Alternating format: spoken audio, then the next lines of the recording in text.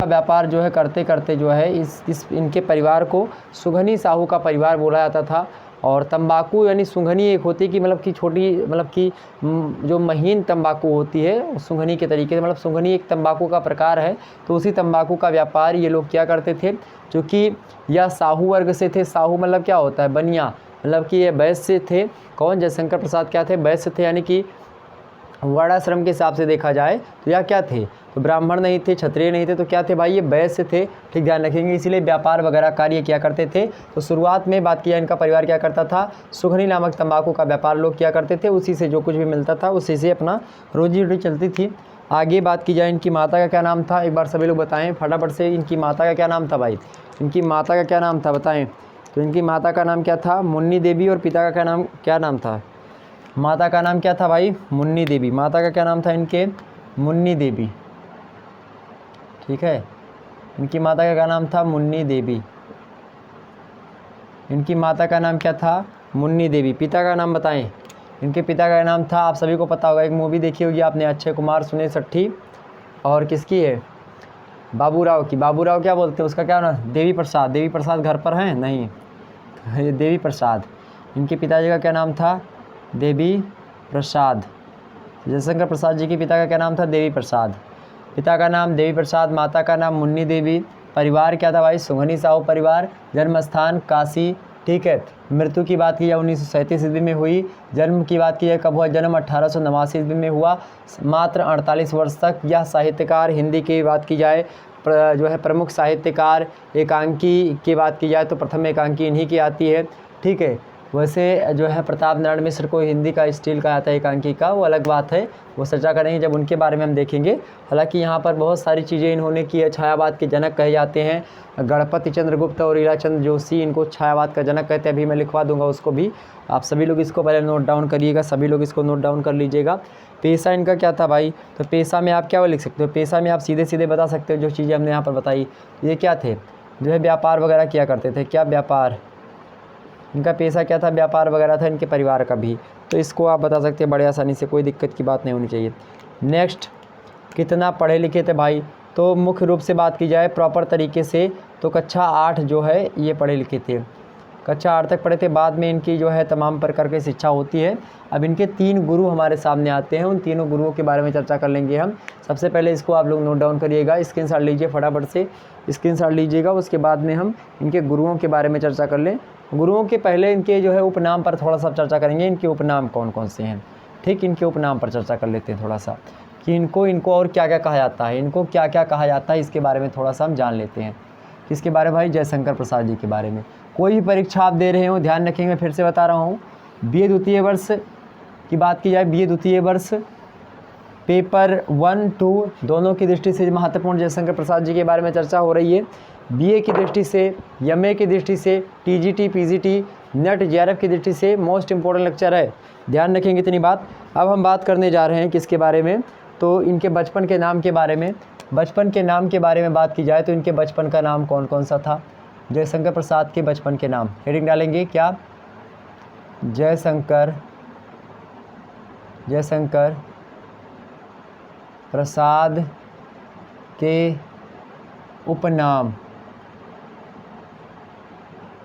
उपनाम हेडिंग डाल लीजिएगा।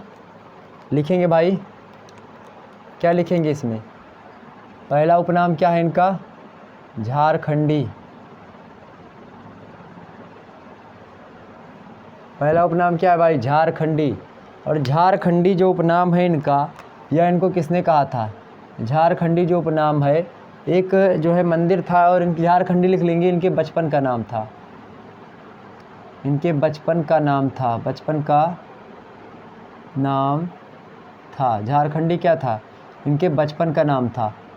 धीरे धीरे चल रहे हैं भाई, तो इसमें कोई ये मत कहिएगा कि सर जी तेज़ पढ़ाओ, आसानी से पढ़ो। हिंदी साहित्य है, कोई दूसरा विषय तो है नहीं कि हाँ एकदम से लड़ाई करके पढ़ना है हमको।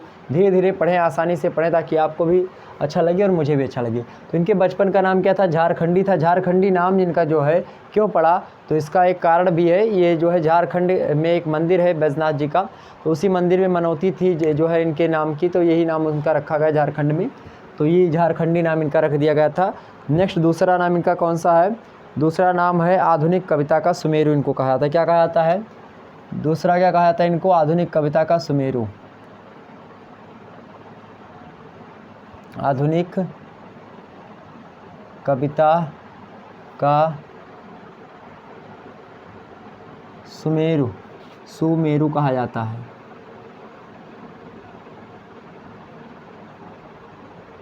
ये उपनाम ही है, आधुनिक कविता का सुमेरु। कहाँ कहाँ से कहाँ तक उपनाम है देखेंगे, ये उपनाम है इनका, ठीक है। आधुनिक कविता का सुमेरु, सुमेरु जो है एक पर्वत है भाई, इसको लिखेंगे मत, लेकिन हाँ ध्यान रखिएगा, सुमेरु एक क्या है, पर्वत का नाम है। सुमेरु पर्वत जो है ये पर्वत होता है, सुमेरु के पर्वत का नाम है, पौराणिक कथाओं में सुमेरु पर्वत का उल्लेख है। तो सुमेरु पर्वत जो है उसका तात्पर्य है कि पर्वतों का राजा कहलाता है, या क्या कहलाता है, पर्वतों का राजा है सुमेरु। वैसे हिमालय राजा है, लेकिन पर्वतों की राजा की बात की जाए तो पहले धर्म ग्रंथों के अनुसार जो है सुमेरु को राजा कहा था। सुमेरु पर्वत जो है बड़ा ही एक प्रकार से बढ़िया पर्वत है और बड़ा पर्वत है, तो सुमेरु पर्वत जो है वह राजा एक प्रकार से बोल लीजिए, हर तरीके से ठीक ठाक है। तो सुमेरु जो है इनका, इसीलिए आधुनिक कविता जो है, आधुनिक कविता के एक प्रकार सुमेरु कहे जाते हैं, मतलब कि बहुत ज़्यादा बढ़िया तरीके से कविता को इन्होंने सजाया, बहुत तरीके से कविता को अच्छे तरीके से सामने लाया। समाज में जो कुरीतियाँ थी उनको भंग करने का प्रयास किया, जो समाज में दबे वर्ग थे उनको आगे बढ़ाने का प्रयास किया, प्रकृति का मानवीयकरण किया, तमाम प्रकार की ऐसी चीज़ों को किया जो कि एक प्रकार से अपने आप में नई थी और अच्छी थी, जो कि समाज को एक प्रकार से ग्रहण करनी चाहिए। तो ये तमाम प्रकार की चीज़ें यहाँ पर आप देखेंगे, तो इतनी चीज़ें क्लियर हुई। दूसरा नाम आपका क्लियर हो गया। अब तीसरा नाम यहाँ पर देख लीजिएगा, तीसरा नाम कौन सा भाई, तीसरा नाम आपका कौन सा है, इनको क्या कहा जाता है, छायावाद का जनक कहा जाता है। हमने आपको बताया भी था कि किसने किसने कहा था, छायावाद का जनक कहा जाता है इनको, छायावाद का जनक। किसने किसने कहा छायावाद का जनक, इसको जरूर लिखेंगे, क्योंकि एग्जाम्स में ऐसे प्रश्न आपसे पूछेगा कि जयशंकर प्रसाद को छायावाद का जनक कौन कौन विद्वान मानते हैं। पहला नाम लिखेंगे आप, क्या पहला नाम लिखेंगे, इला चंद्र जोशी। क्या लिखेंगे, इला चंद्र जोशी। इला चंद्र जोशी जो है ये छायावाद का जनक किसको मानते हैं, जयशंकर प्रसाद को छायावाद का जनक मानते हैं इला चंद्र जोशी। तथा दूसरे व्यक्ति की बात किया, दूसरे व्यक्ति का नाम क्या है, गणपति चंद्र गुप्ता। क्या नाम है भाई, गणपति चंद्र गुप्ता, गणपति चंद्र गुप्ता। तो ये दूसरे व्यक्ति हैं गणपति चंद्र गुप्ता जी और इला चंद्र जोशी। ये दो व्यक्ति ऐसे हैं जो कि छायावाद का जनक किसे मानते हैं, जयशंकर प्रसाद जी को मानते हैं। क्या मानते हैं, छायावाद का जनक मानते हैं जयशंकर प्रसाद जी को। और बात की जाए तो वास्तविकता भी यही है कि छायावाद के जनक जो हैं वह जयशंकर प्रसाद ही हैं। इसीलिए एग्जाम्स में बीए के कभी कभी पूछ लिया जाता है कि छायावाद का मतलब जयशंकर प्रसाद छायावाद की जनक है, इस कथन की पुष्टि करिए, या इस कथन से कहाँ तक आप सहमत हैं, इस बारे में प्रश्न पूछा जाता है। तो आप बताएंगे इला चंद्र जोशी और गणपति चंद्र गुप्ता जैसे आलोचकों ने इनको छायावाद का जनक कहा। ठीक, बता सकते हो तमाम सारी चीज़ें। अब हम सेपरेट तरीके से और भी आपके बारे में बताऊंगा, लेकिन जयशंकर प्रसाद के बारे में अगर आप तमाम सारी जानकारी मैं अभी बता दूंगा तो आप जब ग्रहण कर लेंगे तो आपके अंदर बहुत सारी चीज़ें डेवलप होंगी, बहुत सारी चीज़ें आप जान पाएंगे। ठीक, चलिए नेक्स्ट आपका कौन सा भाई, नेक्स्ट है आपका छायावाद का ब्रह्मा। इनको कहा था, क्या कहा जाता है, इनको छायावाद का ब्रह्मा कहा जाता है। चलिए इसको भी नोट डाउन करिए आप सभी लोग, छायावाद का ब्रह्मा। चौथा नंबर पॉइंट क्या है, छायावाद का ब्रह्मा कहा जाता है इनको, छायावाद का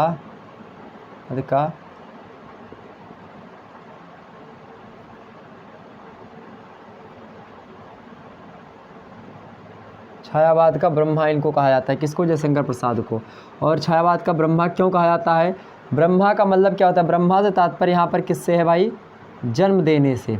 ब्रह्मा ने सृष्टि का क्या किया है, उत्पत्ति, सृष्टि की उत्पत्ति किसने की है, ब्रह्मा ने करी है, और ब्रह्मा ने सृष्टि की उत्पत्ति करी। इसी प्रकार से छायावाद शब्द यहाँ पर जुड़ा है, तो छायावाद की उत्पत्ति का श्रेय किसको जाता है, तो जयशंकर प्रसाद को जाता है। किसको जाता है, जयशंकर प्रसाद को जाता है। और जब जयशंकर प्रसाद को छायावाद को का जनक जो है मतलब की उत्पत्ति का श्रेय जाता है, इसीलिए जिस प्रकार से सृष्टि की उत्पत्ति करने वाले व्यक्ति को यानी अर्थात ब्रह्मा कहा जाता है। ठीक उसी प्रकार से छायावाद का जनक कहे जाते हैं जयशंकर प्रसाद, और उसका जनक जो है जयशंकर प्रसाद अगर हैं तो इसीलिए इनको जो है क्योंकि उत्पत्ति इन्होंने छायावाद की करी। छायावाद में बात की जाए झरना जैसे, करुणालय जैसे, आंसू, लहर, ये तमाम सारी ऐसी रचनाएं हैं जो कि एक प्रकार से अमर रचनाएं हैं। कामायनी महाकाव्य जो कि दूसरा रामचरितमानस भी उसे कहा जाता है, और साथ ही साथ उसको बहुत सारी चीज़ें कामायनी को कहा जाता है।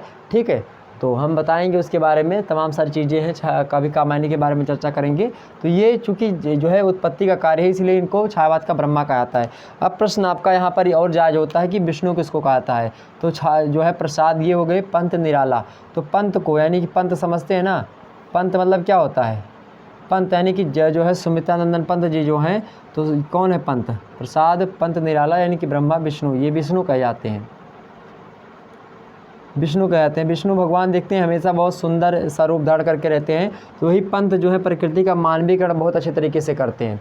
तो इससे तात्पर्य यहाँ पर लिया था विष्णु के कौन है, पंत है। छायावाद पूछा जाएगा कि छायावाद के विष्णु कौन है, तो पंत हैं। ठीक, और निराला जी कौन है भाई, तो रौद्र हैं। निराला का क्या है, निराला जी रुद्र है, मतलब कि शंकर या फिर महेश, शंकर मत बोलिए, महेश, ब्रह्मा विष्णु महेश, ये तीन जो हैं ये हैं। इन्हीं तीनों को क्या कहते हैं, निराला, जयशंकर जी और ये पंत जी, यानी कि प्रसाद पंत निराला। क्या ऐसे लिखेंगे शार्ट में, प्रसाद पंत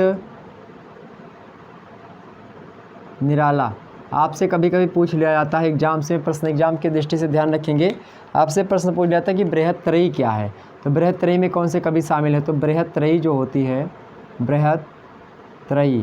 बृहत्त्रयी में ये तीन कवि शामिल हैं। त्रयी मतलब होता है तीन, बृहत मतलब होता है बड़ी, तो तीन बड़े कवियों के समूह को बृहत्त्रयी कहा जाता है। और वह बृहत्त्रयी की बात की जाए तो उसमें कौन है, एक तो प्रसाद है, दूसरे पंत है, तीसरे निराला है। और पंत प्रसाद को क्या कहा जाता है, ब्रह्मा कहा जाता है। क्या कहा जाता है भाई, जो है ब्रह्मा कहा जाता है।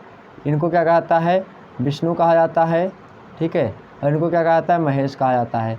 तो ये देखिए ब्रह्मा विष्णु महेश यानी प्रसाद पंत निराला, ये तो हो गए। अब एक छूटती हैं इनमें, अब यहाँ पर देखेंगे ये तो छायावाद के क्या हो गए, बृहत्त्रयी का कवि हो गए।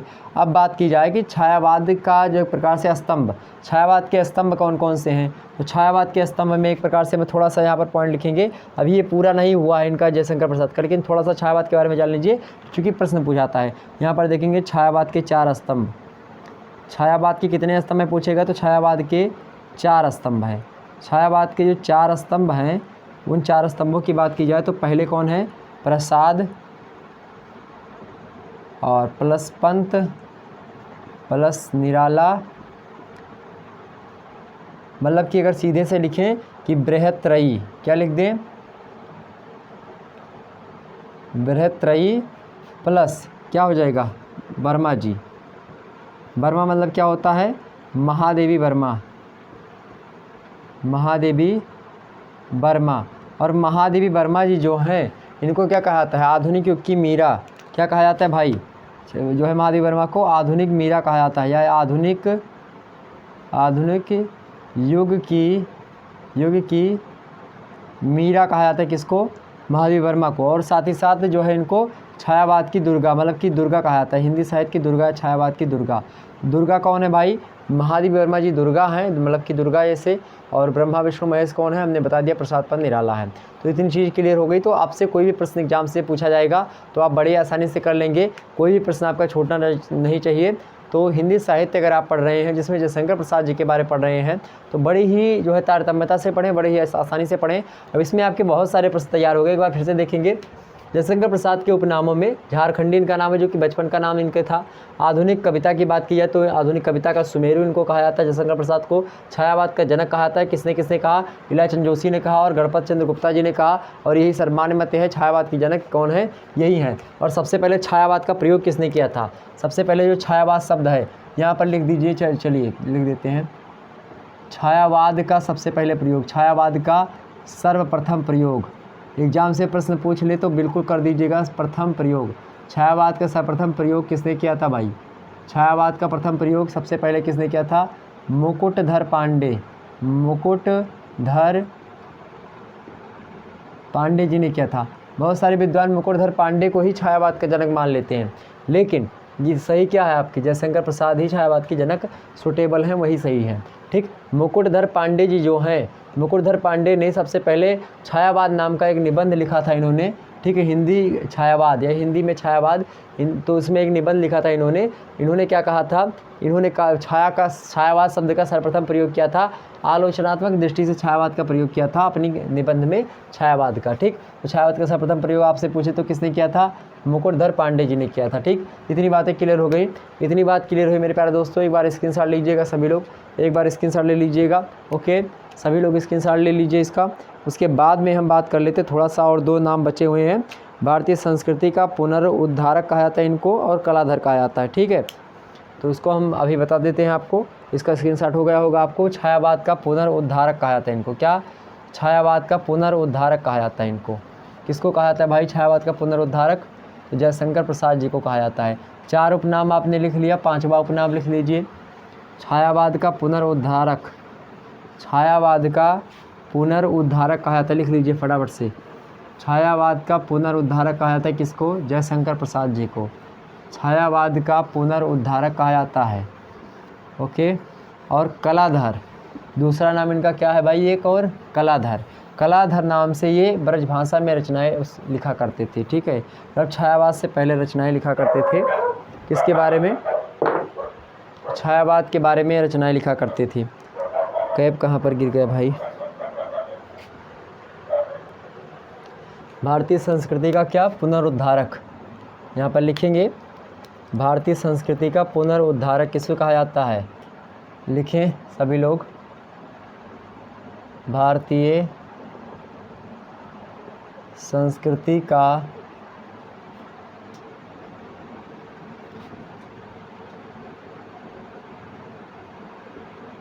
पुनरुद्धारक, पुनरुद्धारक, भारतीय संस्कृति का पुनरुद्धारक किसे कहा जाता है भाई, पुनरुद्धारक किसे कहा जाता है, जयशंकर प्रसाद को ही कहा जाता है। नेक्स्ट बात की जाए, अगला जो मुद्दा है, यानी कि ये 5वां मुद्दा था, ये 5वां उपनाम था, और ये 6वां उपनाम आप देख लीजिए। 6वां नाम इनका क्या है भाई, कलाधर, और कलाधर नाम से ही ये रचनाएं लिखा करते थे। किस नाम से भाई, कलाधर नाम से। कलाधर जो है इनका क्या नाम था, कलाधर नाम से लिखेंगे, कलाधर नाम से ये ब्रजभाषा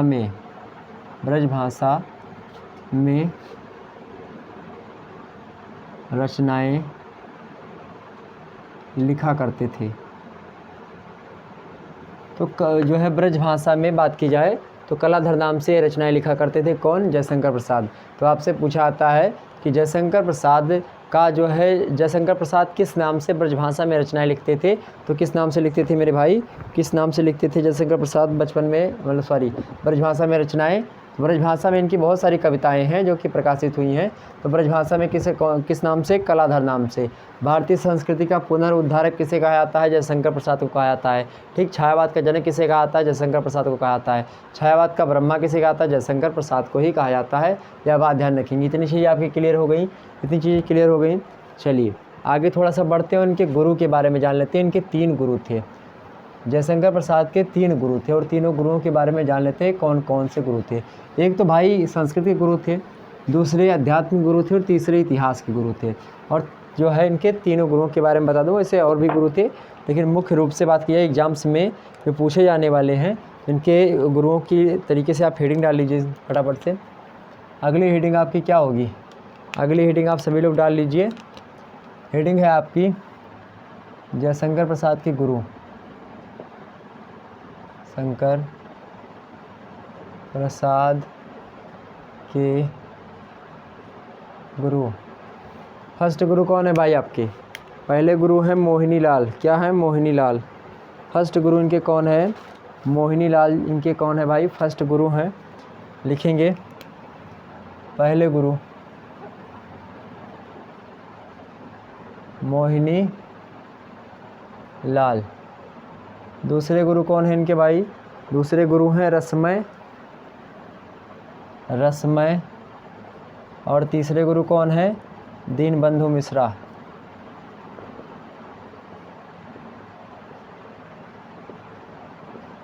तीसरे गुरु कौन है? दीनबंधु मिश्रा। तो इसमें समझ लीजिए मोहिनीलाल कैसे गुरु थे? तो मोहिनीलाल जो थे वह संस्कृत के गुरु थे। मोहिनीलाल किसके गुरु थे भाई? मोहिनीलाल जी जो थे वह संस्कृत गुरु थे। कैसे गुरु थे? इनको संस्कृत का अध्ययन किसने करवाया? मोहिनीलाल जी ने। संस्कृत गुरु थे ये। और बात की जाए रसमय जी जो थे, रसमय कैसे गुरु थे? तो ये आध्यात्मिक गुरु थे। कैसे थे? अध्यात्म गुरु। अध्यात्म गुरु थे कौन? रसमय जी। और दीनबंधु जो है मिश्रा जी, ये कैसे गुरु थे? ये इतिहास ग्रंथ इनको पढ़ाते थे, मतलब इतिहास गुरु थे। ठीक है, ये इतिहास गुरु थे। तो अध्यात्म गुरु, इतिहास गुरु, संस्कृत गुरु, 3 प्रकार के गुरु इनके आपके सामने आते हैं। तो बिल्कुल चिंता ना करिए, ये तमाम सारी चीज़ें इन्हीं से रिलेटेड है और बहुत ही इंपॉर्टेंट है। ओके, इतनी बात क्लियर हो गई। तो चलिए गुरुओं के बारे में आपने समझ लिया, स्क्रीनशॉट ले लीजिएगा। उसके बाद में हम बात कर लेते हैं इनकी जो है, इनके समझ कुछ पॉइंट आप जो है नोट डाउन कर लीजिएगा। सबसे पहले इन्होंने 9 वर्ष की अवस्था में ब्रजभाषा में एक सवैया लिखा था। सबसे पहले आपकी बात की है, सबसे पहले इनकी पहली रचना कौन सी है? सर्वप्रथम इन्होंने क्या किया था? लिख लीजिएगा, सर्वप्रथम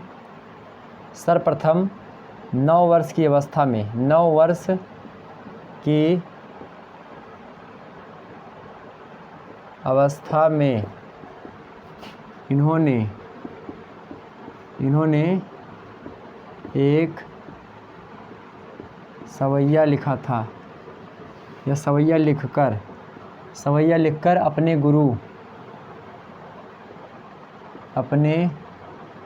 गुरु रसमय को सुनाया था। रसमय को सुनाया था। ये रचना जो है अब अनुपलब्ध है। जो एक सवैया इन्होंने लिखा था वह क्या है? अनुपलब्ध है। अब मतलब यह प्राप्त नहीं होती है, तो अनुपलब्ध ये रचना है। ठीक है, अनुपलब्ध रचना ये है। कौन? एक सवैया जो उन्होंने 9 वर्ष की अवस्था में सबसे पहले लिखी थी, ये अनुपलब्ध इनकी रचना मानी जाती है। ठीक है, ध्यान रखेंगे। सबसे पहले इनकी बात की है, प्रथम कविता इन्होंने कौन सी लिखी है? सावन पंचक लिखी। कौन सी लिखी रचना? सबसे प्रथम रचना इनकी कौन सी है? प्रथम रचना या प्रथम कविता इनकी कौन सी है? प्रथम रचना ही बोल सकते, कविता या रचना। प्रथम रचना बोल दीजिए, ज़्यादा उचित रहेगा। इनकी प्रथम रचना कौन सी भाई? इनकी प्रथम रचना कौन सी? सावन पंचक। लिख लीजिएगा, सावन पंचक। सावन पंचक इनकी रचना है 1906 ईस्वी के आसपास, 1906 ईस्वी में लिखी गई रचना है। ठीक है, ये जो है फैक्ट डाटा मैं बता रहा हूँ। 1906 ईस्वी में ये रचना लिखी गई। कौन सी रचना है भाई? तो सावन पंचक है। और कौन सी पात्रिका में? तो भारतेंदु पात्रिका में। भारतेंदु पात्रिका में संपादित हुआ, लिखी गई। भारतेंदु पात्रिका से संपादन हुआ इस जो है कविता का। भारतेंदु पात्रिका में जो है से प्रकाशित होती है। कौन सी रचना? तो प्रथम रचना जो है इनकी जयशंकर प्रसाद की, कौन? सावन पंचक। सावन पंचक 1906 ईस्वी में प्रकाशित हुई, भारतेंदु पत्रिका में लिखी गई है। बात की जाए पहली छायावादी कविता, तो प्रथम प्रभात है। प्रथम प्रभात, प्रथम छायावादी कविता दिखाई पड़ रहा है? हाँ, चलिए प्रथम, ये मैं प्रश्न पूछ ले, प्रथम छायावादी कविता जयशंकर प्रसाद की कौन है? प्रथम छायावादी कविता की बात की जाए या रचना की बात की जाए जयशंकर प्रसाद की, तो प्रथम छायावादी जो रचना इनकी है 1912 ईस्वी में लिखी गई है। इससे 6 साल के बाद में, यानी कि 1912 या 13 कर लीजिए, 1913 ईस्वी में लिखी गई। 1913 ईस्वी में जो है प्रकाशित हुई है। और 1913 ईस्वी में जो ये रचना प्रकाशित हुई वो कौन सी रचना थी भाई? वो कौन सी रचना थी? प्रथम प्रभात। कौन सी रचना थी? प्रथम प्रभात जो रचना थी 1913 ईस्वी में प्रकाशित हुई। कौन सी? प्रथम प्रभात। ठीक है, राम स्वरूप चतुर्वेदी ऐसा मानते हैं। प्रथम प्रभात, प्रथम प्रभात। और आपसे पूछे एग्जाम्स में कौन मानता है, तो राम स्वरूप चतुर्वेदी। नेट 11 में पूछाता है, राम स्वरूप चतुर्वेदी। राम स्वरूप चतुर्वेदी। तो मोस्ट इंपॉर्टेंट ये चीज़ें थी जो कि एग्जाम्स की दृष्टि से पूछी गई हैं। टीजीटी पीजीटी के लिए बड़ा ही इंपॉर्टेंट यह लेक्चर है। और साथ ही साथ मेरे प्यारे दोस्तों, बीए द्वितीय वर्ष के सेकंड चैप्टर में ये सारी चीज़ें आपको मिल जाएंगी। हालांकि इतनी डीपली आपको वहाँ पर बीए में नहीं मिलेगा, लेकिन हाँ, अगर इसको अच्छे तरीके से पढ़ लेंगे तो आगे एमए में आपके काम आएगा। हिंदी से आप एमए करना चाहते हैं या और आगे कई तैयारी करना चाहते हैं तो बड़ा ही इंपॉर्टेंट लेक्चर हो जाएगा यह। ठीक, तो आप सभी लोग इसका स्क्रीनशॉट लीजिएगा, फिर आगे बढ़ते हैं हम और भी मुद्दों को समझने का प्रयास करते हैं। एक बार सभी लोग इसका स्क्रीनशॉट लीजिएगा, इसका स्क्रीनशॉट लीजिए। उसके बाद में हम इनकी प्रसिद्ध कविताओं के बारे में देख लेते हैं। प्रसिद्ध कविताएं देख लें, उसके बाद में हम फिर अलग कविताएं देखेंगे, पहले उसके बाद में हम काव्य संग्रह देखेंगे, कहानी देखेंगे, कहानी संग्रह देखेंगे, और नाटक देखेंगे, निबंध देखेंगे, उपन्यास देखेंगे इनका, ठीक है। महाकाव्य देखेंगे, चंपू काव्य, कुछ इन्होंने 2 चंपू काव्य लिखा हुआ, चंपू काव्य के बारे में पढ़ेंगे, ठीक। जयशंकर प्रसाद की प्रमुख कविताएं, हेडिंग डालिए जयशंकर प्रसाद की प्रमुख कविताएं। क्या हेडिंग डालेंगे मेरे प्यारे दोस्तों? हेडिंग डाल लीजिए जयशंकर प्रसाद की प्रमुख कविताएं या प्रसिद्ध कविताएं। जयशंकर प्रसाद की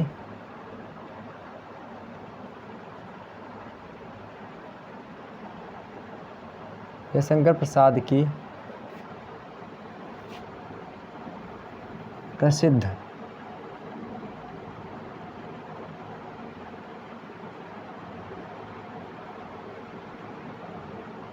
ये कविताएं हैं मेरे प्यारे दोस्तों, ध्यान रखेंगे।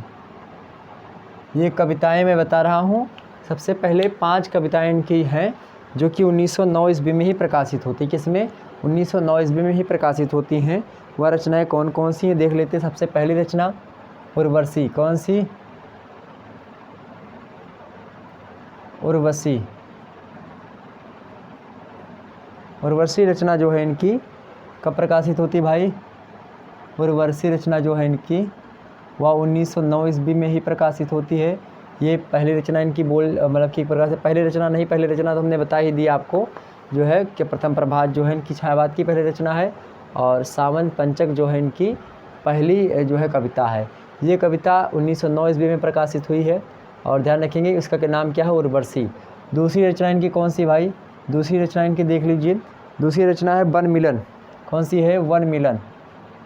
वन मिलन, यह भी सेम डेट है, मतलब 1909 ईस्वी ही, लिख लीजिए 1909 ईस्वी। नेक्स्ट रचना इनकी कौन सी भाई? नेक्स्ट रचना जो इनकी है वह विदाई है, और अगला है क्या? कल्पना का सुख। विदाई, कल्पना का सुख। क्या? विदाई, कल्पना का सुख। विदाई। चौथी क्या है? कल्पना का सुख।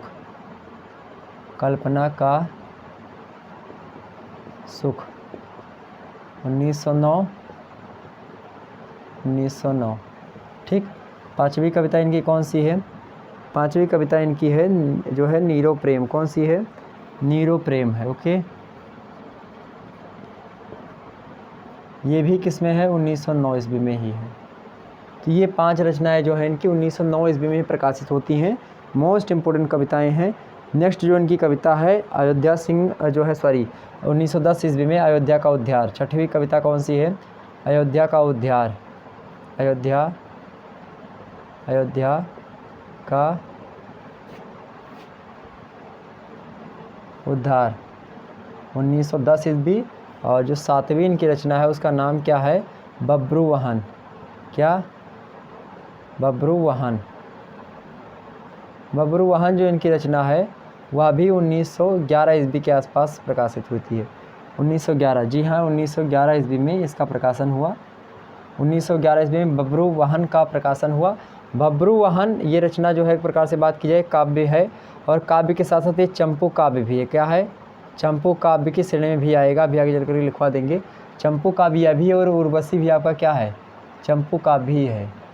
चंपू काव्य है। चंपू काव्य का मतलब होता है मेरे भाई, चंपू काव्य का मतलब होता है आपका गद्य प्लस पद्य, मतलब गद्य और पद्य दोनों में रचनाएं होती है, उसी को हम क्या कहते हैं? चंपू काव्य कहते हैं। तो बब्रुवाहन जो कि 1911 में और उर्वशी 1909 ईस्वी में, ठीक। ये 2 रचनाएं इनकी चंपू काव्य में हैं, और यही 2 मैं लिखवाता आपको, बट यहाँ पर आपके सामने पहले से प्रस्तुत हो चुकी हैं। चलिए तो आगे बढ़ते हैं थोड़ा सा, और फिर और भी कविताओं के बारे में हम चर्चा कर लेते हैं, ठीक। एक बार स्क्रीनशॉट ले लीजिए इसका। उसके बाद में हम इनके काव्य संकलन के बारे में चर्चा कर लें। इनके काव्य संकलन जो है देख लेते हैं हम कौन कौन से इनके काव्य संकलन है। एक बार स्क्रीनशॉट सभी लोग लीजिए। चलिए स्क्रीनशॉट हो गया, आगे बढ़ते हैं। ये रचनाएं इनकी क्या थी भाई? ये कविताएं थी। कौन सी थी? ये प्रसिद्ध कविताएं थी जयशंकर प्रसाद जी की। अब जयशंकर प्रसाद जी की कुछ प्रसिद्ध काव्य संकलन देख लेते हैं। कुछ प्रसिद्ध जो है काव्य संकलन के बारे में हम चर्चा कर लेते हैं। काव्य संकलन या काव्य संग्रह बोल सकते हो आप। काव्य संग्रह या काव्य संकलन, ओके, एक ही बात है। काव्य संग्रह या संकलन, तो किसका भाई? जयशंकर प्रसाद जी के बारे में बता रहा हूँ। यहाँ पर आप सभी लोग लिखेंगे पहला कौन सा है आपका, पहला है मेरे प्यारे दोस्तों प्रेम पथिक। कौन सा है, प्रेम पथिक।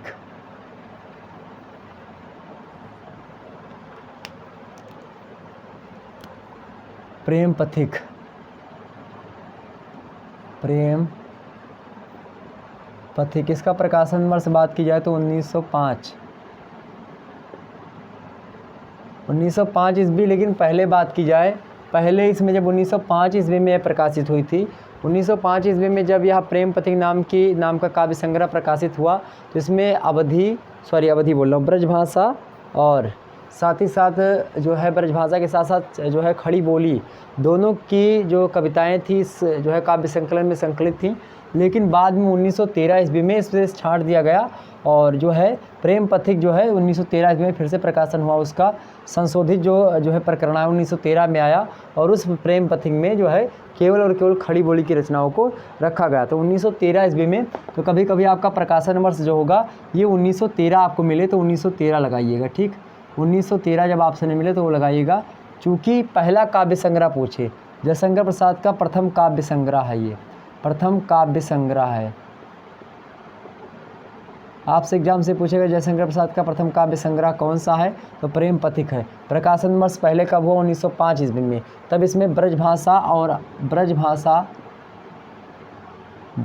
के साथ साथ इसमें खड़ी बोली की भी रचनाएं थीं, ठीक है, खड़ी बोली की रचनाएं भी थीं इसमें तो जो है प्रथम काव्य संग्रह में जो प्रेम पथिक है 1905 ईस्वी में प्रकाशित हुआ। बाद में क्या हुआ, केवल 1913 ईस्वी में केवल खड़ी बोली, 1913 ईस्वी में केवल खड़ी बोली में इसका प्रकाशन पुनः होता है। यह बात ध्यान रखेंगे। तो आपसे 1905 अगर ऑप्शन में है तो वो लगाइएगा, नहीं तो 1913। वैसे इतना डीपली आपसे बीए में नहीं पूछेगा, लेकिन अगर आप प्रेम पथिक कविता जो है ये लिखने के बाद में और 1905 अबलिक 1913 लिख देंगे तो जो एग्जामिनर होगा, कॉपी चेक कर रहा होगा, बड़ा ही प्रसन्न हो जाएगा। उसको पता चलेगा कि हाँ बच्चे के अंदर जानकारी है, ठीक। तो ये बात हो गई पहले ही।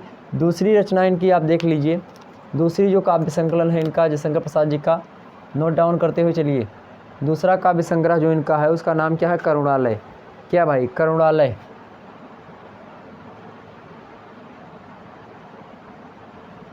करुणालय की बात की जाए तो करुणालय क्या है, 1913 ईस्वी में हिंदी का प्रथम गीत नाट्य है। इसकी विधा क्या है भाई, तो ये विधा में कैसी है, गीत नाट्य है, तो इसीलिए इसको नाटक की श्रेणी में भी रखा जाता है। तो ये गीत नाट्य है, मतलब यह जो है नाटक जो है कैसा क्यों जान पड़ता है, चूँकि इसमें संवाद शैली है और साथ ही साथ बात की जाए जो है गीत में, मतलब कि एक प्रकार से पद्य में है, इसलिए इसको गीत नाट्य के नाम से आता है। तो करुणालय जो है यह एक प्रकार से इनकी कौन सी गीत नाट्य रचना है। प्रकाशन कब है भाई, 1913। प्रकाशन कब है, 1913 ईस्वी। प्रकाशन इसका कब है, 1913 ईस्वी। किसका, करुणालय का, जो कि क्या है, एक गीत नाट्य है, ठीक है। और बात की जाए तो नाटक भी है, और हमने आपको बताया क्या है, ये नाटक भी है और काव्य संकलन भी है, काव्य संकलन भी है। और ध्यान रखिए करुणालय के बारे में एक पॉइंट और ध्यान रखिएगा, करुणालय जो इनकी रचना है, करुणालय जो ये है प्रथम हिंदी की प्रथम गीत नाट्य। आपसे प्रश्न पूछे हिंदी का प्रथम गीत नाट्य क्या है, प्रथम गीत नाट्य, तो हिंदी का प्रथम गीत नाट्य जो है जयशंकर प्रसाद के द्वारा रचित यही रचना है। कौन रचना भाई, तो कौन सी रचना है, 1913 ईस्वी में प्रकाशन में आई रचना, जिसका नाम क्या है, करुणालय। क्या, करुण प्लस आलय, मतलब करुणा का घर एक प्रकार से है। तो ये रचना किसकी है, जयशंकर प्रसाद जी की है। ये क्या है, हिंदी का प्रथम क्या है, गीत नाट्य है, ठीक। गीत नाट्य का मतलब होता है कि गीत में, मतलब कि पद्य शैली में लिखा गया नाटक क्या कहलाता है, गीत नाट्य कहलाता है। तो जयशंकर प्रसाद ने पहले जो है इस प्रकार की रचना लिखी। तीसरा पॉइंट यहाँ पर देखिएगा, तीसरा जो है रचना इनकी कौन सी पाठ्यक्रम में, आपके मतलब पाठ्यक्रम की बात कर रहा हूँ। तीसरी रचना इनकी कौन सी है, 1913 ईस्वी में ही प्रकाशित हुई, कानन कुसुम।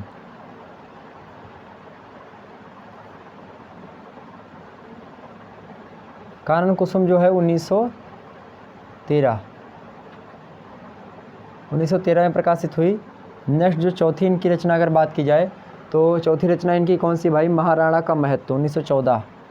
महाराणा का महत्व लिख लीजिएगा, महाराणा का महत्व कितने भाई, 1914 ईस्वी, ठीक। तो ये रचनाएं चार इनकी आप लिखिएगा। आगे मैं थोड़ा सा और आपको बताता हूँ और इनका झरना हो गया, झरना हो गया मेरे प्यारे दोस्तों, मोस्ट इम्पोर्टेंट है। ठीक है, झरना लिख लीजिएगा आप। पांचवी रचना कौन सी है इनकी? झरना। और ये सब कौन सी क्या है? ये सब जो है काव्य संकलन है। कौन सी? झरना हो गया, ये काव्य संकलन। इसमें एक होता है काव्य, मतलब एक होता है काव्य यानी कविताएं, और एक होता है काव्य संग्रह। तो काव्य संग्रह में कई कविताएं संकलित होती हैं तो उसको काव्य संग्रह कहते हैं। और लेकिन बात की जाए कविता की, तो कविता जो होती है एक अलग सेपरेट 10-12 लाइनों की, 20 लाइनों की वो कविता होती है। लेकिन जब 20-20 लाइनों की, 25-25 लाइनों की तमाम सारी कविताएं किसी काव्य संग्रह में संग्रहित होती है, छोटी सी पुस्तक बना दी तो वही काव्य संकलन है, फिर काव्य वो कहलाती है, यानी काव्य संग्रह, काव्य संकलन। तो झरना का प्रकाशन हमने क्या बताया आपको? झरना का प्रकाशित हुई रचना है 1918 ईस्वी में। 1918 ईस्वी में इसका प्रकाशन हुआ था। कब? 1918 ईस्वी में। छायावाद का प्रथम आविष्कार, इसके बारे में कहा था। छायावाद की प्रयोगशाला, छायावाद की प्रयोगशाला का प्रथम आविष्कार। छायावाद की प्रथम जो है, छायावाद की प्रयोगशाला का प्रथम आविष्कार क्या है भाई? झरना। तो आपसे पूछे कि छायावाद की प्रयोगशाला का प्रथम आधार क्या है? झरना है। को क्या है? काव्य संग्रह है। विधा कौन सी है? काव्य संग्रह, काव्य संकलन। और जो है कब प्रकाशन में आई? तो 1918 ईस्वी में इसका प्रकाशन हो जाता है। किसकी रचना है? तो भाई जयशंकर प्रसाद की रचना है। कौन सी? झरना है। ओके, ध्यान रखेंगे। नेक्स्ट रचना कौन सी है? और ध्यान रखेंगे झरना ही क्या है? झरना ही छायावाद का प्रथम काव्य संकलन है। छायावाद का, आपसे पूछे छायावाद का प्रथम काव्य संकलन, छायावाद का प्रथम काव्य संकलन।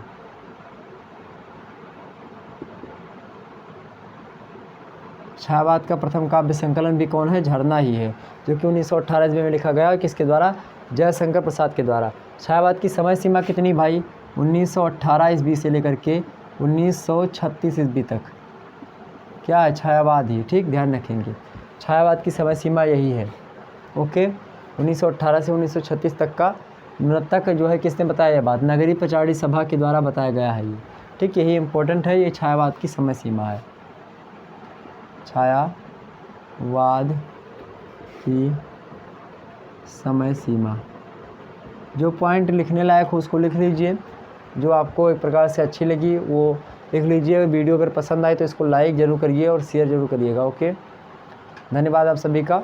एक बार वीडियो को शेयर कर, जितने वीडियो हमारे साथ जुड़े हुए हैं सभी लोग वीडियो को लाइक और शेयर कर दीजिएगा। वीडियो में बातचीत ना करें मेरे प्यारे दोस्तों, बातचीत ना करें, इससे क्या होता है? ध्यान भंग होता है। इतनी बात क्लियर हो गई। तो 5 रचनाएँ इनकी हमने देख ली। अब आगे थोड़ा सा और देखेंगे हम इनकी और रचना, जैसे कि आंसू हो गई, चित्राधार हो गई, ठीक है, लहर हो गई, और कामायनी लास्ट में सबसे। ठीक, देखेंगे आगे थोड़ा सा देख लेते हैं।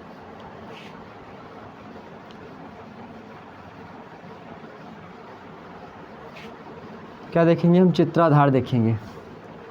क्या देखेंगे हम? लहर देखेंगे। क्या देखेंगे हम? कामायनी देखेंगे। ओके, चलिए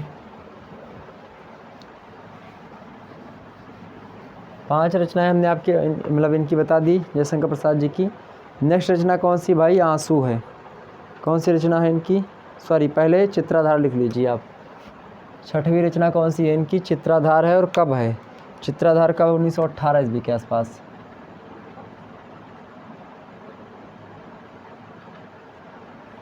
चित्राधार कब है मेरे प्यारे दोस्तों? 1918। जी बिल्कुल, 1918।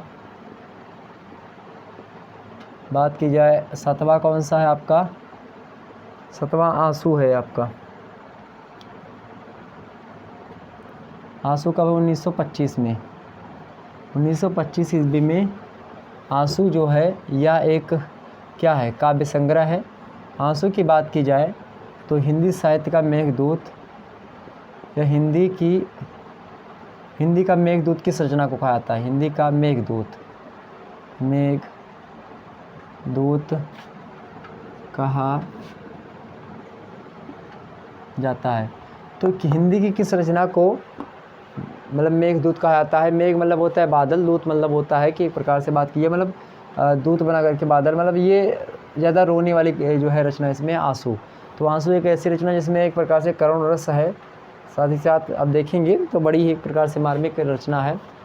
तो यहाँ पर जो आंसू क्या है 1925 ईस्वी में लिखा गया, एक प्रकार मतलब 1925 ईस्वी में प्रकाशित हुआ, हिंदी का मेघदूत कहलाता है। साथ ही साथ इसमें 133 छंद हैं। 133 छंद के साथ साथ यह एक खंड काव्य है। क्या है? खंड काव्य। श्रृंगार का जो है विप्रलंभ जो है इसको कहा शुक्ला जी ने, इसको क्या कहा? श्रृंगार का विप्रलंभ।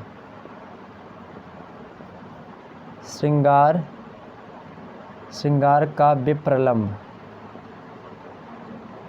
विप्रलंभ मतलब होता है वियोग श्रृंगार। इस श्रृंगार का विप्रलंभ किसने कहा? तो शुक्ला जी ने कहा। किसने कहा भाई? आचार्य रामचंद्र शुक्ला जी। शुक्ला जी ने यह बातें कही। किसने कहा? तो शुक्ला जी ने यह बातें कही। ठीक। श्रृंगार का विप्रलंभ किसने कहा? शुक्ला जी ने कहा। आंसू को ठीक ध्यान रखेंगे। हिंदी का मेघदूत। 133 इसमें छंद है। कितने छंद हैं? 133 छंदों का प्रयोग इस रचना में किया गया। इतनी बातें क्लियर हुई। तो ये चीज़ें थी जो कि एक प्रकार से इससे इम्पोर्टेंट थी, जो हमने आपको बता दी। किससे? आंसू नामक कविता से। नेक्स्ट आप रचनाएं और देख लीजिए इनकी। अगली रचना इनकी कौन सी है? 8वीं रचना। 8वीं रचना कौन सी भाई? 8वीं रचना इनकी कौन सी है? लहर। लहर कब है? 1933 में। लहर कब है? 1933 में। आंसू कब थी भाई? आंसू कब थी आपकी? तो आंसू थी 1925 में, और लहर कौन कितनी? 1933 में। और नेक्स्ट रचना इनकी कौन सी है? जो 9वीं रचना इनकी लिखेंगे आप, सबसे मोस्ट रचना कामायनी। कामायनी रचना लिखेंगे। और कामायनी क्या है भाई? एक तो कामायनी के बारे में लिखेंगे। इसकी काव्य शैली कैसी है? प्रबंध काव्य शैली में लिखा गया है। प्रबंधात्मक रचना है। साथ ही साथ प्रबंध के साथ महाकाव्य, कामायनी महाकाव्य है।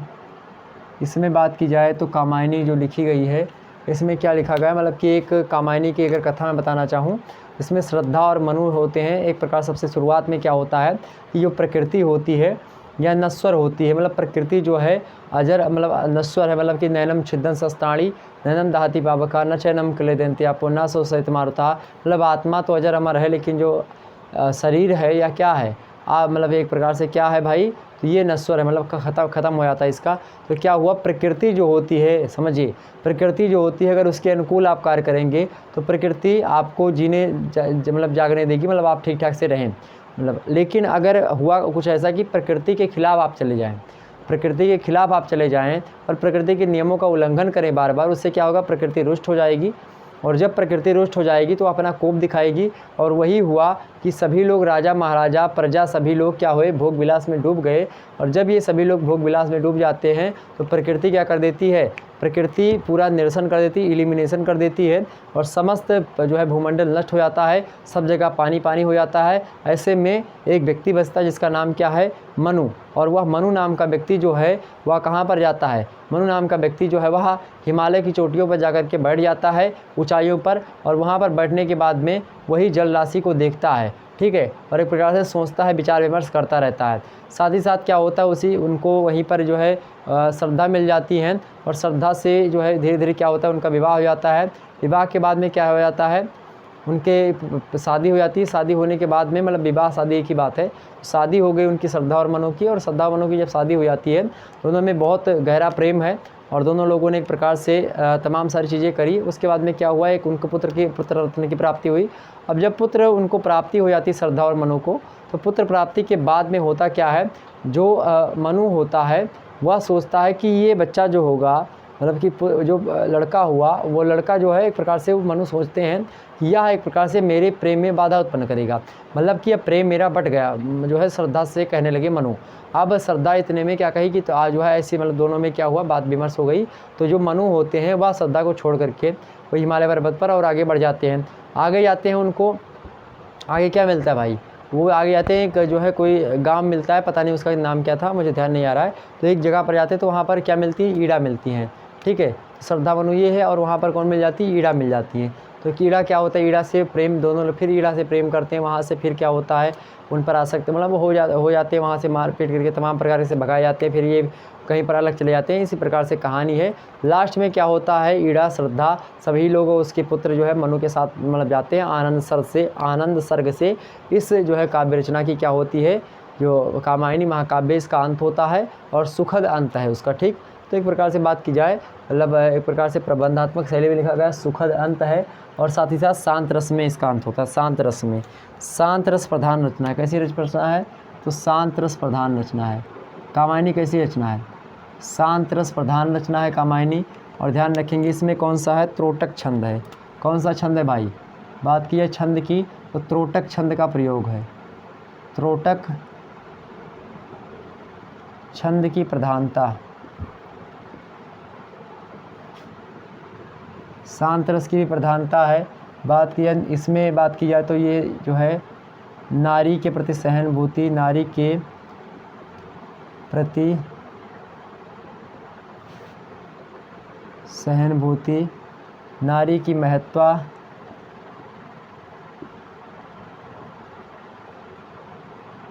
नारी की महत्ता।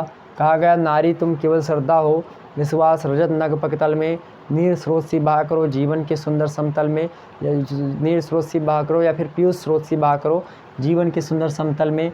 यहाँ पर देखें प्रकृति का मानवीकरण किया गया, प्रकृति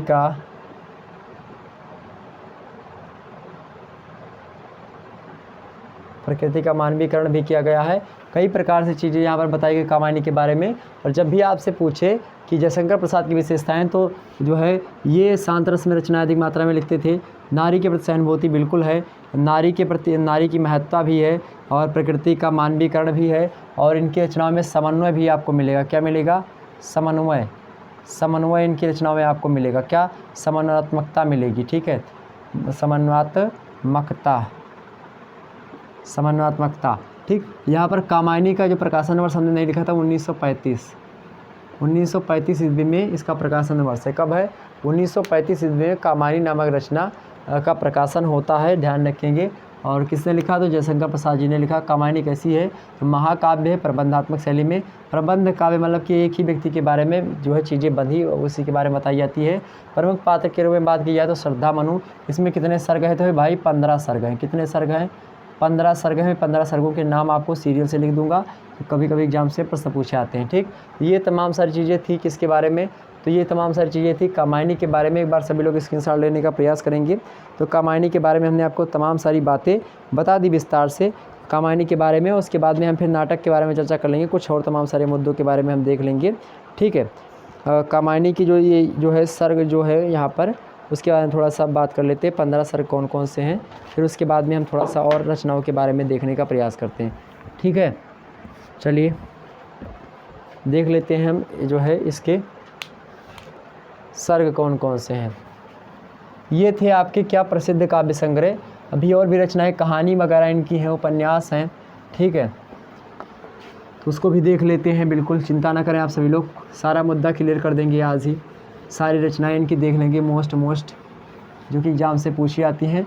आपसे एक भी प्रश्न रचनाओं को लेकर के या फिर कोई भी तमाम प्रकार की चीज़ों से नहीं जो है बचेगा अब आपसे, बिल्कुल चिंता ना करें।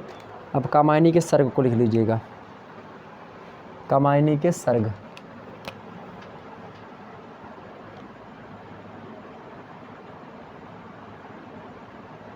कामायनी के सर्ग कितने सर्ग हैं, 15 सर्ग हैं। 15 के नाम लिखने का प्रयास देखिए। पहला कौन सा है, चिंता सर्ग। सबसे शुरुआत में क्या होता है, चिंता। दूसरा सर्ग कौन सा है, आशा सर्ग। दूसरा सर्ग कौन सा है, आशा। तीसरा कौन सा भाई बताएं, तीसरा कौन सा सर्ग है, तीसरा है श्रद्धा। तीसरा कौन सा है, श्रद्धा। और चौथा कौन सा है, काम। ठीक, पांचवा कौन सा है, वासना। क्या है, वासना। ठीक, छठवा कौन सा है, लज्जा। यहाँ पर देख, चिंता, आशा, श्रद्धा, काम, और पांचवा कौन सा है आपका, वासना, और छठवा आपका लज्जा, छठवां क्या है? लज्जा है। और सातवां आपका क्या है भाई? सातवां क्या है? सातवां कर्म है, कर्म है। आठवां कौन सा है? ईर्ष्या है, ईर्ष्या है। नौवां कौन सा है? बुद्धि है, बुद्धि सर्ग जो है इसमें संकलित है। ठीक, बुद्धि नहीं बोल सकते, इसको ईड़ा सर्ग बोलिएगा। ईड़ा, ईड़ा जो है बुद्धि का प्रतीक है, मनु मन का प्रतीक है, श्रद्धा हृदय का प्रतीक है।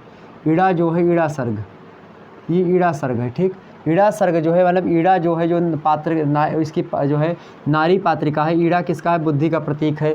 ईड़ा बुद्धि का प्रतीक है। और मनु जो है वो मन के प्रतीक है, मनु मन के प्रतीक है। ईड़ा श्रद्धा का प्रतीक है। और बात की जाए जो है और क्या था बच्चा, जो है श्रद्धा जो है हृदय का प्रतीक है। ठीक, इतनी बातें क्लियर हो गई। तो ये 9 सर्ग आपके हो गए। जो है 10वां सर्ग आपका कौन सा है? 10वां सर्ग है मेरे प्यारे दोस्तों, 10वां सर्ग आपका है स्वप्न। और 11वां कौन सा? संघर्ष। तो स्वप्न 11वां है, संघर्ष।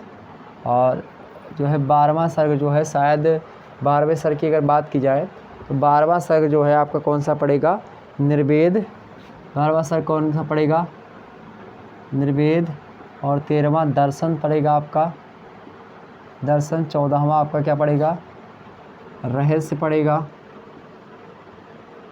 रहस्य पड़ेगा। और जो 15वां आपका पड़ेगा वो कौन सा पड़ेगा? आनंद।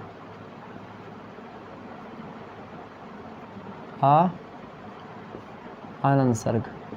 तो ये 15 के 15 सर्ग जो हैं हमने आपके सामने लिख दिया। विस्तार से हमने तमाम सारी चीज़ें को आपको बता दी। तो दर्शन, रहस्य, ये सारे के सारे कौन से? सब मनोविकार हैं। जितने भी यहाँ पर आपको बोर्ड पर दिखाई पड़ रहे होंगे जो सर्ग लिखे गए हैं, ये सब कामायनी महाकाव्य के सर्ग हैं। तो ये 15 सर्गों में कामायनी महाकाव्य बटा हुआ है। पहला सर्ग कौन सा? चिंता सर्ग है। पहले देखिए, चिंता होती है मनु को, चूँकि अकेले बैठे हुए हैं, ऐसे याद करिए, चिंता होती है। फिर आशा की किरण जगती है, जब इनको श्रद्धा मिलती है, श्रद्धा मिलती तो आशा की किरण जगती है। उसके बाद में क्या होता है? काम वासना, काम भावना जो है प्रकाश जन्म लेती है। फिर वासना करते हैं। फिर क्या होती है? लज्जा आती है। फिर अपना कर्म करते हैं लज्जा को ख़त्म करने के लिए, तो लोग इनसे ईर्ष्या करते हैं। फिर बुद्धि आती है, ईड़ा आती है। फिर स्वप्न होता है। फिर संघर्ष होता है। उसके बाद निर्वेद, दर्शन, रहस्य, आनंद, ये सारे के सारे सर्ग हैं। ठीक, ऐसे समझिए मेरे प्यारे दोस्तों कि ये सर्ग जो है 15 मोस्ट इंपॉर्टेंट है। ये सर्ग आप लोग नोट डाउन कर लीजिएगा। इसमें जो चिंता सर्ग है, यहाँ पर मोस्ट इंपॉर्टेंट पॉइंट लिख लीजिए। जो चिंता सर्ग है ये सबसे छोटा सर्ग है। यहाँ पर ये मैं पॉइंट बना दे रहा हूँ। चिंता सर्ग जो है ये प्रथम सर्ग है। प्रथम सर्ग के साथ साथ ये सबसे छोटा सर्ग है, सबसे छोटा सर्ग यही है। और बात की जाए दूसरा जो है आनंद सर्ग जो है, आनंद सर्ग जो है मेरे प्यारे दोस्तों, आनंद सर्ग जो है सबसे बड़ा सर्ग है। सबसे बड़ा सर्ग कौन सा है? आनंद सर्ग। सबसे छोटा सर्ग कौन सा है? चिंता सर्ग है। ठीक, यह बात ध्यान रखेंगे। आनंद सर्ग कौन सा? सबसे लास्ट वाला है, अंतिम है। और चिंता सर्ग क्या है? प्रथम सर्ग है। ठीक, कामायनी महाकाव्य की शुरुआत किससे होती है? चिंता सर्ग से। और आनंद से उसकी समाप्ति हो जाती है। ठीक, ध्यान रखेंगे। सारे के सारे जो सर्ग है वह मनोविकारों पर आधारित हैं। चलिए, इतनी बातें क्लियर हो गई। चलिए आगे थोड़ा सा बढ़ते हैं और मुद्दों को हम समझने का प्रयास करते हैं बड़ी ही आसानी से। तमाम सारी चीज़ें हमने इनकी जो है और भी रचनाओं को देखा। अब थोड़ा सा अब इनके जो है गीत नाट्य की नाटक रचनाओं पर ध्यान दे लेते हैं। इनके नाटक कौन कौन से? नाटक में बड़े ही ऐतिहासिक नाटक हमारे सामने आते हैं। नाटकों को देख लेते हैं भाई, नाटकों को देख लेते हैं। चलिए नाटकों को देख लेते हैं इनके एक एक करके। ठीक, पहला है सज्जन 1910 में। कौन है भाई? जयशंकर प्रसाद के नाटक लिख लीजिएगा। प्रमुख नाटक आप जयशंकर प्रसाद के प्रमुख नाटक कर लीजिएगा। पहला कौन सा नाटक है? पहला हमने आपको अभी भी बताया होगा, जो है कौन सा है? सज्जन है। और पहला कौन सा है? सज्जन है। दूसरा कौन सा है? कल्याणी परिचय, कल्याणी परिणय। परिणय मतलब होता है शादी, मतलब कि संग। तो जो है सज्जन जो है कब है प्रकाशन में भाई 1910 में, और कल्याणी प्रणय 1912 में, 1912 में, और सज्जन जो है 1910 में प्रकाशित हुआ।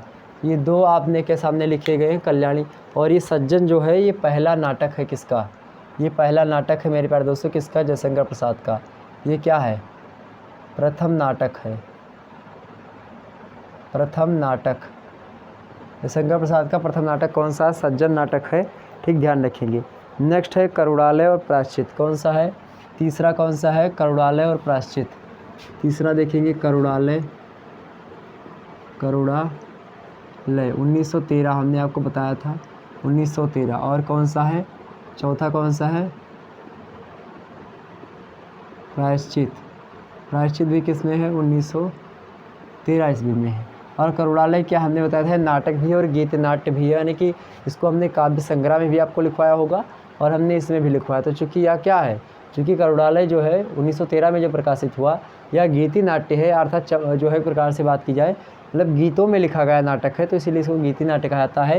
हिंदी का पहला गीत नाट्य है यह। ठीक, ध्यान रखेंगे। अगली रचना पाँचवीं इनकी कौन सी है भाई, पाँचवीं है इनकी जो है राजश्री। कौन सी रचना है, राजश्री। और नेक्स्ट है विशाख। अगली रचना इनकी कौन सी, पाँचवीं राजश्री, राजश्री 1914, 1914। छठवीं कौन सी, विशाख 1921 होगी शायद ये, 1921। ठीक, तो राजश्री और विशाख कितने हैं, 1921 में। और ये प्रथम प्रौढ़ नाटक है इनका। आपसे एग्जाम से पूछे कि प्रथम प्रौढ़ नाटक इनका कौन सा है, ये क्या, ध्यान दीजिए, लिख लीजिएगा, प्रथम प्रौढ़ नाटक है।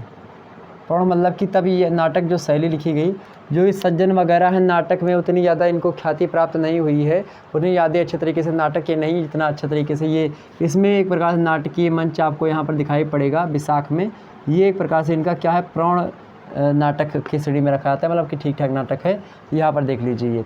नेक्स्ट आपके सामने बात की जाए जो है अगली रचना, अगली रचना इनकी कौन सी भाई, तो अगली है अजातशत्रु और नेक्स्ट है जन्मेजय का नाग यज्ञ। ठीक है, अजातशत्रु 1922 में है। ठीक, 7वां अजातशत्रु, अजातशत्रु 1922। और जो है 8वां क्या है, जन्मेजय का नाग यज्ञ, जन्मेजय का नाग यज्ञ 1926। जन्मेजय जी जो थे वो किसके पुत्र थे भाई, तो ये राजा परीक्षित के पुत्र थे।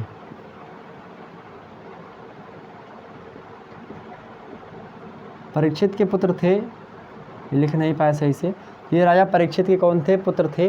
और राजा परीक्षित जो थे वह कौन थे मेरे प्यारे दोस्तों, वह जो थे वह अर्जुन के कौन थे, पोते थे। अर्जुन के कौन थे, पोते थे।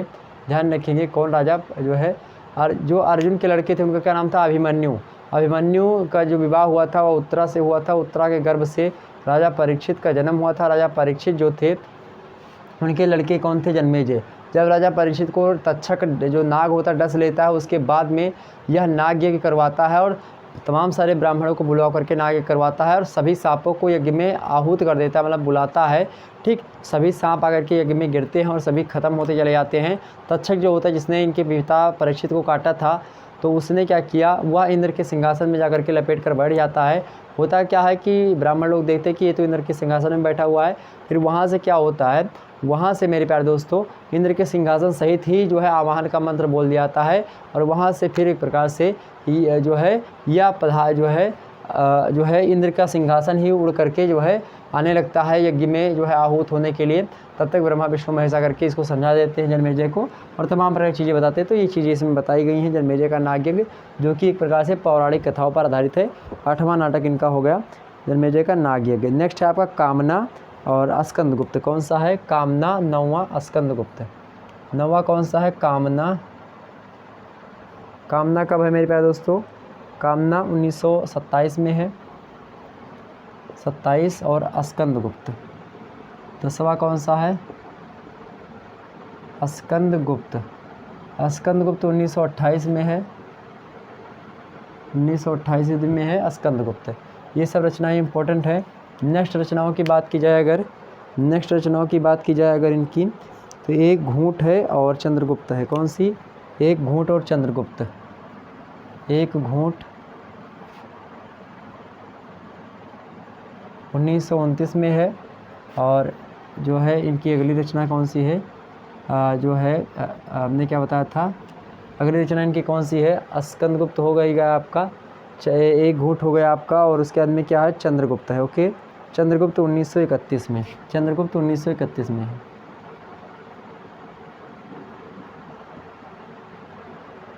और 13वां नंबर जो इनकी जो है नाटक है, कौन सा है वो? ध्रुव स्वामिनी। आपने इसको फर्स्ट ईयर में साथ पढ़ा होगा। ध्रुव स्वामिनी कब है? 1933 ईस्वी में। ध्रुव स्वामिनी कब है? 1933 ईस्वी में। ये इनकी अंतिम जो है अंतिम नाटक है। कौन सा है ये अंतिम नाटक है। आपसे एग्जाम से पूछे कौन सा नाटक है, तो ये अंतिम नाटक है इनका।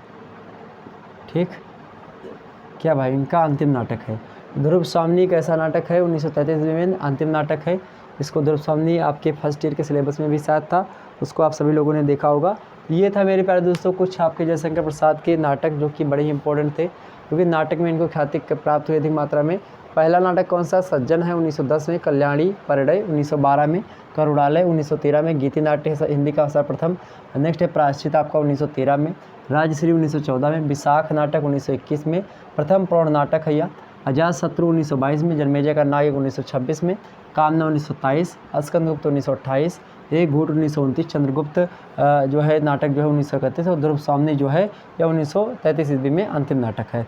ये इतनी बातें क्लियर हुई, एक बार स्क्रीनशॉट लीजिएगा इसका सभी लोग फटाफट से। उसके बाद में फिर हम आगे बढ़ते हैं, और आगे बढ़ने के बाद में हम उपन्यासों के बारे में चर्चा कर लेते हैं। इनके उपन्यास कुछ आपके पाठ्यक्रम में, मतलब पाठ्यक्रम की बात मैं कर रहा हूँ। इनके उपन्यास में बात की जाए तो 3 ही उपन्यास इनके मुख्य रूप से आपके सामने आएंगे, कंकाल, तितली और इरावती अपूर्ण की जो कि रहा है। तो कंकाल, तितली और इरावती अपूर्ण, ये 3 जो है इनके उपन्यास आपके सामने आते हैं। उन उपन्यासों को देख लेते हैं। इरावती अपूर्ण क्यों रह गया, और अपूर्ण था तो उसको किसी ने पूर्ण किया? तो निराला ने भी पूर्ण किया था उसको, और अज्ञे ने भी पूर्ण किया था। देखेंगे 1961 ईस्वी में निराला ने इसको पूर्ण किया था, अज्ञे ने भी शायद 1959 के आसपास पूरा करने का प्रयास किया था। ठीक है, तो हम देख लेते हैं भाई। सभी लोग वीडियो को लाइक और शेयर कर दीजिएगा, तब तक मैं जल ग्रहण कर लूँ।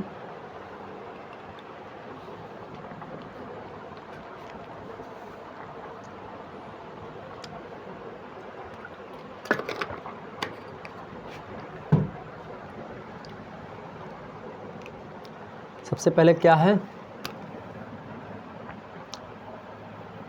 इनके क्या देखने जा रहे हैं हम? उपन्यास। 3 ही उपन्यास इनका। पहला कौन सा है? क्या बताया था हमने बताया था आपको कंकाल, तितली और इरावती अपूर्ण। कंकाल, और कंकाल का प्रकाशन वर्ष कब है? 1929 में, जब एक घूंट कहा जो है एकांकी थी। दूसरी रचना कौन सी है भाई इनकी? कंकाल, तितली। तितली कब है? 1934 में प्रकाशन हुआ। और तीसरी जो रचना इनकी कौन सी है? इरावती।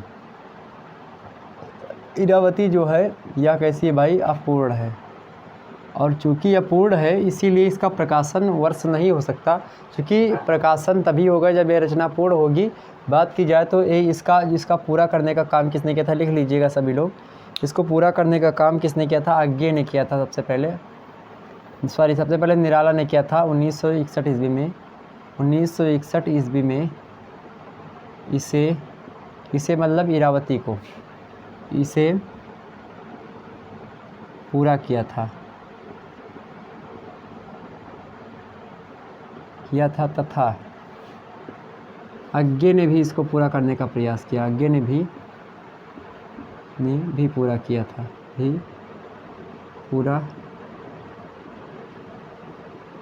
ठीक। ये बातें थी जो कि इम्पोर्टेंट थी, और ये उपन्यास है जयशंकर प्रसाद जी के। कौन से? 3 हैं, कंकाल, तितली और इरावती अपूर्ण। कंकाल का प्रकाशन 1929 में, तितली का प्रकाशन 1934 में और इरावती जो है अपूर्ण ही रह गई रचना, चूँकि इनके जो मृत्यु है 1937 ईस्वी में ही हो जाती है, तो इसीलिए ये सब अपूर्ण रह गई। ठीक, आगे देख लेते हैं।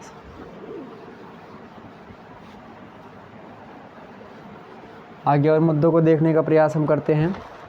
एक बार सभी लोग वीडियो को लाइक और शेयर कर दीजिएगा। नेक्स्ट इनके कहानियों के बारे में थोड़ा सा देख लेते हैं। ये कहानियों के बारे में हम थोड़ा चर्चा कर लेते हैं। प्रमुख कहानियाँ और मतलब कहानी संग्रह देखते हैं।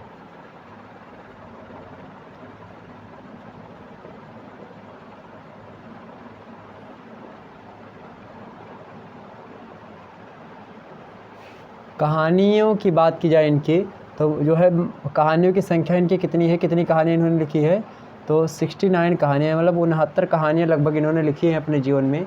कितनी कहानियाँ लिखी हैं? 69 कहानियाँ इन्होंने अपने जीवन में लिखी हैं मेरे प्यारे दोस्तों। और 69 कहानियों के साथ साथ इनके कहानी संग्रह की बात की जाए तो कितने कहानी संग्रह इन्होंने लिखे, इसको भी देख लीजिए। तो 5 कहानी संग्रह इन्होंने लिखे हैं। कितने? तो 5 कहानी संग्रह हैं और उन 5 को देख लेते हैं। उन्हीं 5 में ये 69 कहानियाँ इनकी संकलित हैं। पहली कहानी संग्रह इनका कौन सा है? छाया है। और दूसरी कौन सी? प्रतिध्वनि है। पहली कौन सी भाई?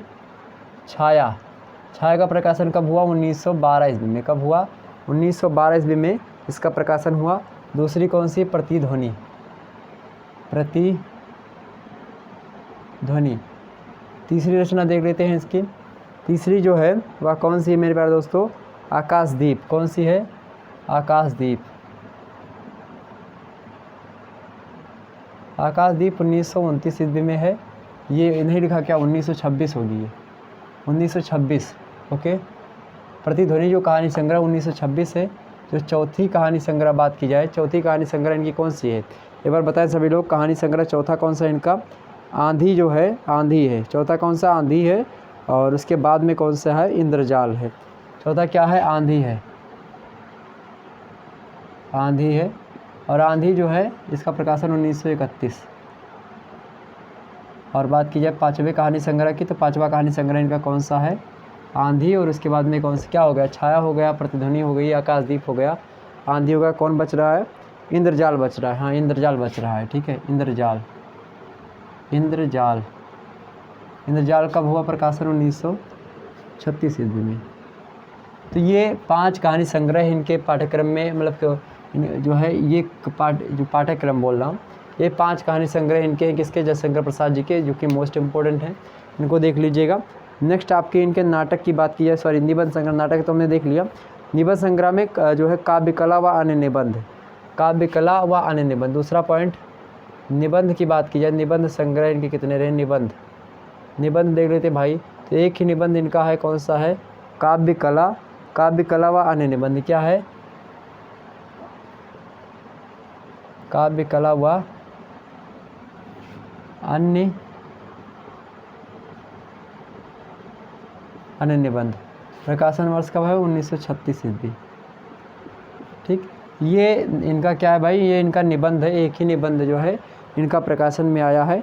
नेक्स्ट हमने आपको बता ही दिया था, जो है इनका जो है हमने और भी बताया था आपको, चंपू काव्य। चंपू काव्य कौन कौन से हैं? चंपू काव्य हमने बताया था। पहला कौन सा है? उर्वशी।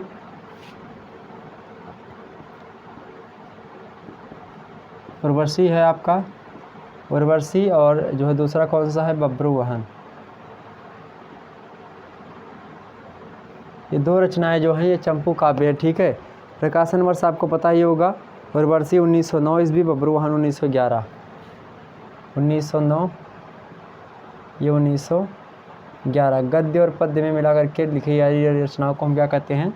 चंपू काव्य कहते हैं। ठीक, तो ये इतनी चीज़ें क्लियर हो गई जो कि हमने आपको बता दिया। अब यहाँ से इतने ही जो रचनाएँ इनकी इम्पोर्टेंट थी और यही चीज़ें थी जो कि हमने आपको बता ही दिया। सारे के सारे पॉइंट्स हमने जयशंकर प्रसाद को बता दी, जयशंकर प्रसाद से रिलेटेड बता दी। तो अब कोई भी प्रश्न अगर आपके एग्ज़ाम से बनता है तो आप उसको छोड़ करके नहीं आएंगे। हमने तमाम सारी चीज़ें बता दी और हमने कामायनी महाकाव्य के बारे में बता दिया, क्योंकि वहीं से एग्ज़ाम से प्रश्न बनते थे मेरे भाई। तो उसको हमने बता ही दिया आपको विस्तार से, बिल्कुल चिंता न करें। क्या? काव्य कला और अन्य निबंध। स्क्रीनशॉट ले लीजिए इसका। चंपू काव्य में हमने 2 आपको बता ही दिए। अब तो सारे मुद्दे आपके क्लियर हो गए होंगे। कोई डाउट्स बचा हो तो उसको भी बता दीजिएगा। अब जो है जयशंकर प्रसाद से कैसे प्रश्न बनते हैं, इसको लेकर के मेरे प्यारे दोस्तों बात की जाए तो ये आप अपनी सीरीज़ वगैरह ले लीजिएगा, उसमें उनके प्रश्न रिलेटेड देख लीजिएगा, और हो सकेगा तो मैं प्रश्नों की भी कतार आपके सामने करवाने का प्रयास करूँगा। वैसे यम्मे क्रेकर यूट्यूब चैनल पर पहले से पड़ी हुई वीडियो उसको देख लीजिएगा।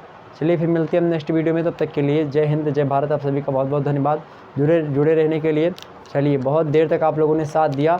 लगभग बात की जाए तो 1 घंटे 16 मिनट की क्लास हो चुकी है और आप लोग 9 बजे से बने हुए 10:16 हो चुके हैं।